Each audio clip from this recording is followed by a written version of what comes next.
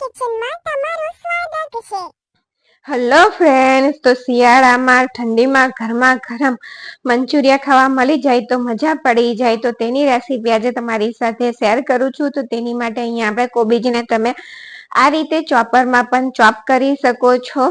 જો આ રીતે તેમાં આપણે બહુ વધારે પડતી ઝીણી ઉપયોગ નથી કરવાનો, એટલે આ રીતે ચોપરમાં કાં તો તમે આ રીતની મોટી અહીંયા આ 700 ગ્રામ કોબીજ લીધી છે। આ રીતની મોટા ખાનાવાળી જે છીની આવે, જેનાથી જાડો છીણ પડે તેનાથી પણ તમે પાડી શકો છો। અને અહીંયા આપણે કપથી તેનું માપ કરીને પણ તમને બતાવી દઉં। તો અહીંયા 5 કપ એ કોબીજ છે 700 ગ્રામ વજનમાં, 700 ગ્રામ, અને કપથી માપો તમે તો 5 કપ આજે માપ્યાના કપ આવે એ 5 કપ કોબીજ છે।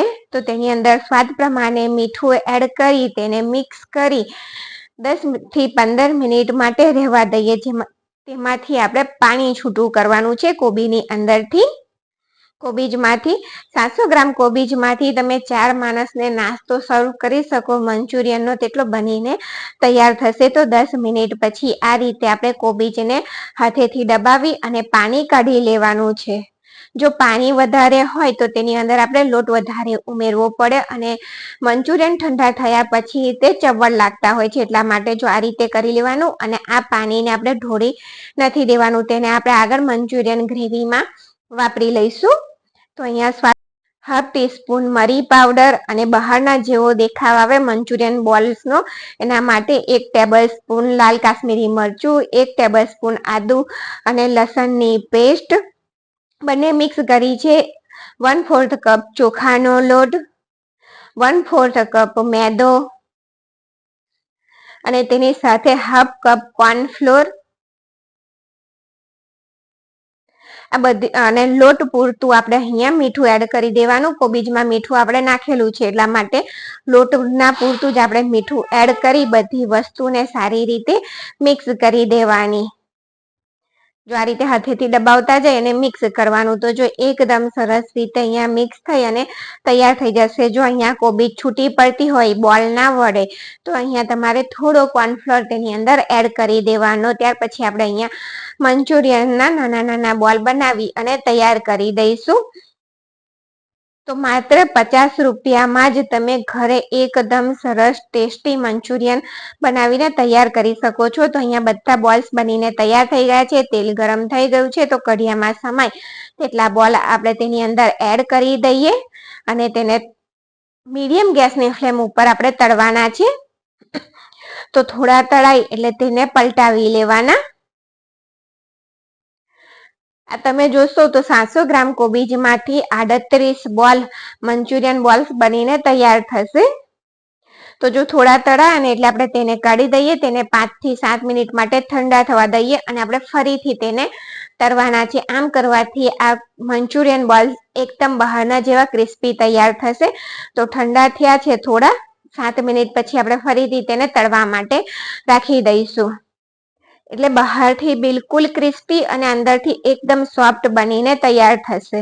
તો જો ફરીના પણ તળાઈ ગયા છે તો તેને આપણે કાઢી લઈએ। તો બધા મંચુરિયન બોલ તે રીતે તળી અને તૈયાર કરી દીધા, અને હવે તેની માટે આપણે સોસ બનાવીશું મંચુરિયન માટે। તો જે આપણે મંચુરિયન તળ્યા તે જ તેલ મેં અહીંયા 4 ટેબલ સ્પૂન લીધું છે, અને તેની સાથે 8 કડી લસણ ઝીણું કટ કરીને આ રીતે લઈ લેવાનું। મીડિયમ સાઇઝની લસણની કડી લીધી, તેને ચોપ કરી લીધી છે આ રીતે, અને 1 લીલા મરચાને આ રીતે ઝીણું કટ કરી દેવાનું, અને ઝીણી સુધારેલી હાફ કપ ડુંગળી,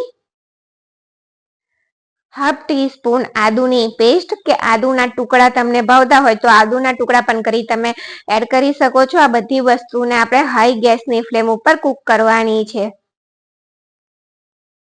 તો બહારના જેવો ટેસ્ટ જોઈતો હોય ને તો આપણે તેને આ રીતે હાઈ ગેસની ફ્લેમ પર જ કુક કરવાનું, ડુંગળી અને જે ગ્રેવી આપણે તૈયાર કરીએ તેને। તો જો ડુંગળી અહીંયા ટ્રાન્સપરન્ટ થઈ ગઈ છે, તો હવે તેની અંદર આપણે બીજી વસ્તુ એડ કરી દઈએ। તો અહીંયા લીલી ડુંગળી લીધી છે, અત્યારે શિયાળો છે એટલે લીલી ડુંગળી મળતી હોય છે, તો લીલી ડુંગળીનો આગળનો જે સફેદ ભાગ છે તેને પહેલા આપણે એડ કરી દઈએ। 1/4 કપ જેટલો છે, અને હાફ કેપ્સિકમ મરચાની આ રીતે સ્લાઇસ કરીને એડ કરી દેવાની, અને પણ આપણે કુક કરી લેવાની. ત્યાર પછી અહીંયા 1 table spoon soya sauce, half table spoon chilli sauce, 1 table spoon ટામેટા સોસ અને 1 ટેબલ સ્પૂન વિનેગર. આ બધી વસ્તુને મિક્સ કરી અને આપણે 1 મિનિટ માટે તેને પણ કુક કરી દઈશું. તેની સાથે જ 1 ટીસ્પૂન કાશ્મીરી લાલ મરચું અને હાફ ટીસ્પૂન કાળા મરીનો પાવડર અને ગ્રેવી પૂરતું આપણે મીઠું એડ કરી દેવાનું. બધી વસ્તુને મિક્સ કરી દેવાની. જો તમે જોઈ શકો છો કે બહારની ગ્રેવી આપણે જ્યારે ખાતા હોય તો આ રીતની જ તેનો કલર દેખાતો હોય છે. તો જો આજની તમને મંચુરિયન રેસીપી ગમે ને તો ચેનલને લાઈક, શેર અને સબસ્ક્રાઇબ જરૂરથી કરજો. અને જે કોબીજનું પાણી હતું તેમાંથી આપણે હાફ કપ જેટલું પાણી અહીંયા એડ કરી દેવાનું અને બધી વસ્તુને સારી રીતે મિક્સ કરી દેવાની. ત્યાર પછી અહીંયા 1 ટેબલ સ્પૂન આ ગ્રેવીને થિકનેસ આવે એટલા માટે અહીંયા 1 ટેબલ સ્પૂન કોર્નફ્લોર લીધો અને 1 ટેબલ સ્પૂન પાણી તેની અંદર એડ કરી તેની એક જાડી સ્લરી જેવું બનાવી દેવાનું. આ જો 1 ટેબલ સ્પૂન જેટલું પાણી રેડીને તેને પણ આપણે તેની અંદર પહેલા મંચુરિયન બોલ એડ કરી દઈએ. ત્યાર પછી આપણે જે સ્લરી બનાવીને રાખી કોર્નફ્લોરની તેને પણ એડ કરી દઈશું.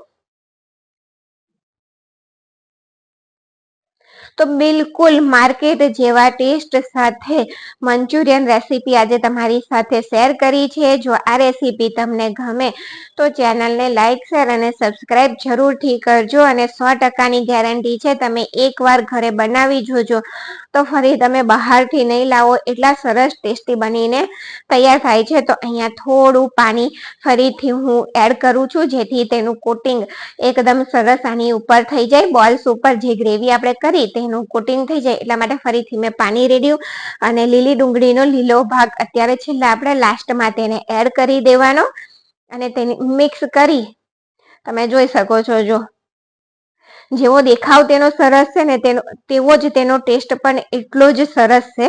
તો અહીંયા આપણે કોથમીરને પણ સ્પ્રિંકલ કરી દઈએ અને તેને સર્વ પણ કરી દઈએ. તો ઓછા ખર્ચમાં માત્ર 50 જ રૂપિયામાં મંચુરિયન બનીને તૈયાર થઈ જશે. તો જો તમે જોઈ શકો છો એકદમ ટેસ્ટી મંચુરિયન ઘરનું તૈયાર છે. Thank you for watching.